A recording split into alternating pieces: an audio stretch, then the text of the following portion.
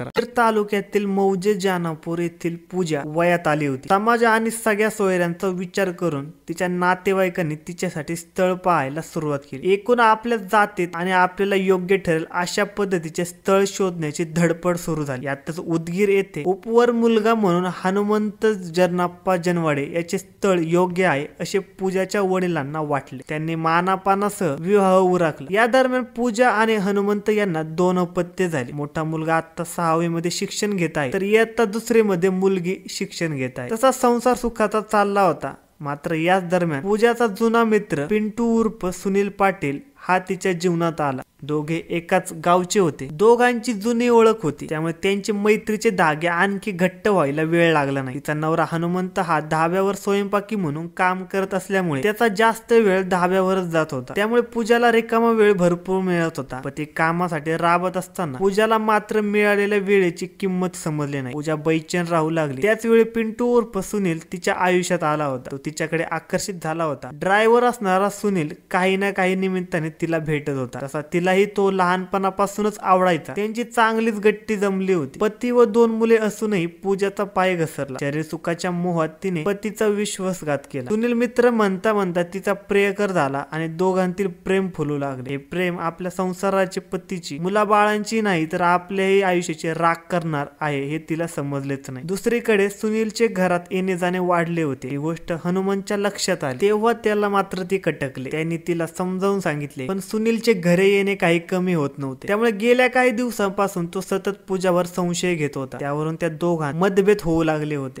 थोड्या थोड्या कारणावरून वाद होऊ लागले होते। तोही आता काही प्रमाणात व्यसनाच्या आहारी गेला होता। त्याने कामधंदाही सोडला होता। बहुता तो सुद्धा दुसऱ्या कोणातरी महिलेच्या नादाला लागला असावा असा संशय पूजाला येऊ लागला होता। त्यामुळे तीही आक्रमक होऊ लागली होती। हनुमंतचे आक्रमक होणे मात्र आपल्या इज्जतीचे धिंडवडे काढणारे ठरू शकते अशी भीती पूजाला जाणवू लागली होती। समाजामध्ये स्त्रीच्या चारित्र्यावर जर तिच्या कुटुंबियाने आक्षेप घेतला किंवा शंका घेतली तर ती स्त्री तितक्याच गतीने बदनाम होते। आपला सुखी संसार अडचणीत येतो की काय, शिवाय आपल्या प्रेमाचे काय होणार याची भीती तिला वाटू लागली होती। समाजामध्ये आपली छी थू व्हायला नको, त्यामुळे या भीतीने ती चांगलीच हादरली होती। आपला पती सतत आपल्यावर शंका घेतो या संदर्भात पूजा आपल्या प्रियकराला मोकळेपणाने बोलू लागली होती। यातूनच आपल्या प्रेमात अडसर ठरणाऱ्या हनुमंत जनवाडे याला आपल्या प्रेमात अडथळा ठरू नये अशी समज द्यावी अशी विनंती पूजा आपल्या प्रियकाला करत होती। शेवटी विचार करून पिंटूने या प्रेमासाठी वाटेल ते म्हणत पावले टाकण्यास सुरुवात केली। त्याच्या या ओळखीचे काही गुंड प्रवृत्तीचे तरुण होते, त्यांना त्याने या संदर्भात सांगून हनुमंतला वटणीवर आणू असे आश्वासन त्याने पूजाला दिले होते। 27 ऑगस्ट रोजी दुपारी 4 ते सायंकाळी 7 वाजण्याच्या दरम्यान पूजा हनुमंतला म्हणाली की मला डोळे दाखवायला जायचे आहे। तो तिला घेऊन जाण्यास तयार झाला। त्यानंतर ती त्याला घेऊन एका प्रख्यात डोळ्याच्या दवाखान्यात ऑटोमध्ये निघाली। त्याच ऑटोमध्ये इतरही 3-4 पुरुष होते। डोळ्याच्या दवाखान्याच्या जवळ पोहोचल्यानंतर पूजा आणि तिची लहान मुलगी दोघी ऑटो रिक्षातून खाली उतरल्या। हनुमंत खाली उतरायचा प्रयत्न करत असताना इतर तरुणांनी त्याला गुमान बस असे सांगून दाबून बसवले। ते लोक त्याला रिक्षातून लोणी मोड जवळ असलेल्या इच्छापूर्ती हनुमान मंदिराजवळ घेऊन गेले। जबरदस्तीने हनुमंतला घेऊन गेलेल्या त्या लोकांनी त्याला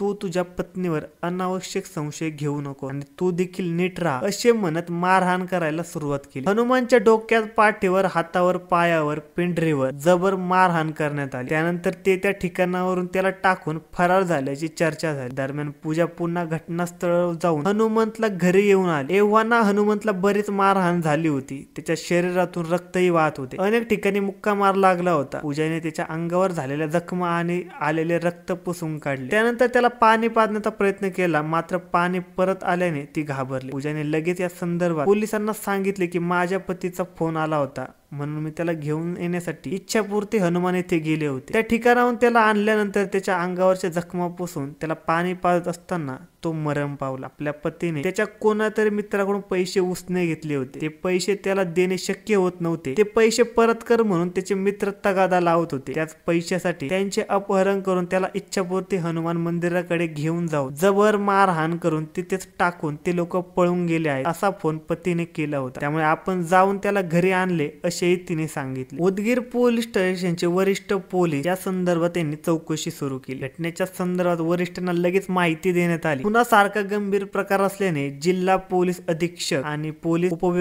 उपविभागीय पोलीस अधिकारी यांनी आवश्यक त्या सूचना दिल्या। दरम्यान महेश हनुमंत शरणप्पा जनवाडे याचा चुलत भाऊ विनोद धनराज जनवाडे, व्यवसाय फोटोग्राफी, राहणार एसटी कॉलनी मुळे नगर, उदगीर, याने रीतसर फिर्याद दिली की आपली वहिनी पूजा हनुमंत जनवाडे आणि तिचा प्रियकर सुनील उर्फ पिंटू पाटील या दोघांचे अनैतिक संबंध होते। या अनैतिक संबंधाला आपला भाऊ हनुमंत हा विरोध करत होता। त्याचा विरोध मोडीत काढण्यासाठी याच प्रेमी युगलाने कोणाच्या तरी मदतीने आपल्या भावाला जबर मारहाण करून ठार मारले आहे। त्यामुळे त्याच्यावर योग्य ती कारवाई करावी ही फिर्याद दिल्यावरून उदगीर ग्रामीण पोलीस स्टेशन येथे गुन्हा नोंदवण्यात आला। या गुन्ह्याचा तपास लातूर जिल्हा पोलीस अधीक्षक व उपविभागीय पोलीस वरिष्ठ पोलीस निरीक्षक यांच्या मार्गदर्शनाखाली यांच्याकडे सुपूर्द करण्यात आला। मृतदेह विच्छेदनासाठी शासकीय रुग्णालयात पाठवला होता। वैद्यकीय सूत्रांकडून हा मृत्यू जबर मारहाण आणि शरीरामध्ये रक्तस्राव झाल्यामुळे झाला असा आहे अशा कळवण्यात आले। तपासातील बारकावे माहीत असल्याने वरिष्ठ पोलीस निरीक्षक यांनी पोलीस स्टेशनचे गुन्हे प्रकटीकरण शाखेच्या सर्व कर्मचाऱ्यांना सूचना देऊन कार्यरत केले। एक पोलीस पथक तपासासाठी रवाना करण्यात आले। आपल्या अनुभवी नजरेतून या गुन्ह्याच्या तपासाकडे वरिष्ठ पोलीस निरीक्षक यांनी बारकाईने पाहायला सुरुवात केली होती। पतीच्या मृत्यूचे फारसे दुःख त्याच्या पत्नीला झाल्याचे दिसून येत नव्हते। हीच गोष्ट पोलीस तपास पथकाला खटकू लागली होती। दरम्यान या पथकाने मयताची पत्नी पूजा आणि तिची लहान मुलगी यांच्याकडे चौकशीला सुरुवात केली। त्यावेळी त्या छोट्या मुलीने आपण आणि आई डोळ्याच्या दवाखान्यासमोर उतरलो, मात्र इतर लोकांनी आपल्या वडिलांना मारहाण करून ऑटोमधून घेऊन गेल्याचे सांगितले। याचा स्पष्ट अर्थ या प्रकरणामध्ये सक्रिय सहभागी होती। हे ओळखायला अनुभवी पोलीस कर्मचाऱ्यांना कितीसा वेळ लागणार। त्यांनी लगेचच पूजाला तपासासाठी ताब्यात घेऊन चौकशी करायला सुरुवात केली। तेव्हा पूजाने आपण लहानापासून सुनील उर्फ पिंटू पाटील याच्यावर प्रेम करतो, तोही आपल्यावर तितकाच जीव लागतो असे सांगितले। तसेच आपल्या पती आपल्या प्रेमाच्या आड येत असल्याने त्याला समज देण्याच्या उद्देशाने आपण पिंटू उर्फ सुनील पाटील याच्या मित्राकडून मारहाण करून इथून पुढे संशय घेऊ नको असे सांगण्याच्या उद्देशाने त्याला मारहाण करण्याचे सांगितले होते। मात्र त्या मारहाणीत हनुमंत जनवाडे याचा जीव गेल्याचे सांगितले। तसेच या प्रकरणामध्ये पिंटू पाटील याच्या ओळखीचे असलेले बबन सोनवणे, अजय वाघमारे, अमोल सोनकांबळे यांना सांगून त्याला ऑटोमध्ये घेऊन गेल्याचे तिने कबूल केले। या प्रकरणी आरोपी पूजा जनवाडे, पिंटू उर्फ सुनील पाटील, बबन सोनवणे,